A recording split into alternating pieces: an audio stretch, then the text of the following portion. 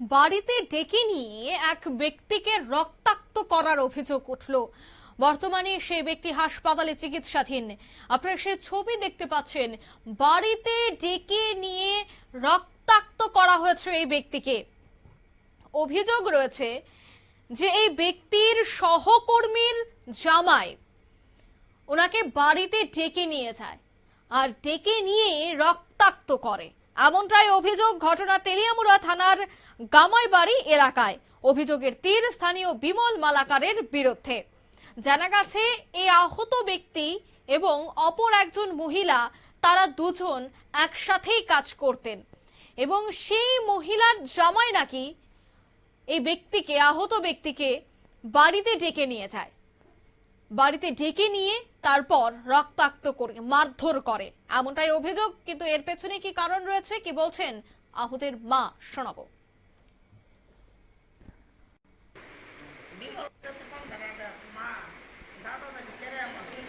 দাদা কাটা দাদা কাটা মারছে বিমল মালাকা ফোন করছো তো আমি কই দুজন করছো তো দাদা কেন ফোন করছো কোনো দরকার তো না আছে যাস না কে দেখা কই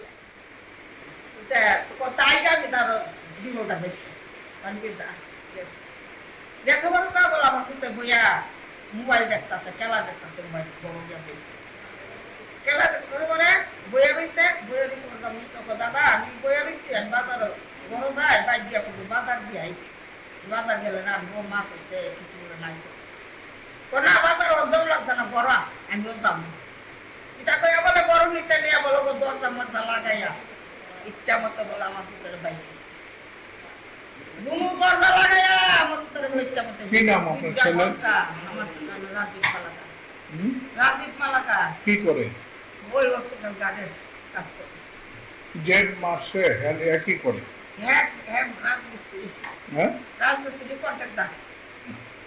আমার ভিতরে সারি বাবারটা 2 ঘন্টা মতো মিশাতা।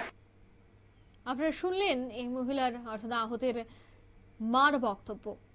অভিযোগ রয়েছে, কিন্তু কি কারণে মারধর সেটা এখনো স্পষ্ট নয়। নানা মহলের নানা গুঞ্জন এই মারধরকে কেন্দ্র করে। কারণ সহকর্মী ওনার, যিনি আহত হয়েছেন ওনার সহকর্মী হচ্ছেন একজন মহিলা, আর সেই মহিলার জামাই তাকে মারধর করেছে। অর্থাৎ সহকর্মীর জামাই তার স্ত্রীর সহকর্মীকে ডেকে এনে মারধর করা, এর পেছনে নানা গুঞ্জন তো অবশ্যই রয়েছে, কিন্তু এখনো সে অভিযোগ স্পষ্ট নয়। আহত ব্যক্তি এবং তার পরিবার জানাচ্ছেন যে তারা এবার আইনের দ্বারস্থ হবে। নিয়ে নিচ্ছি ছোট্ট একটি বিজ্ঞাপন বিরতির সঙ্গে থাকুন।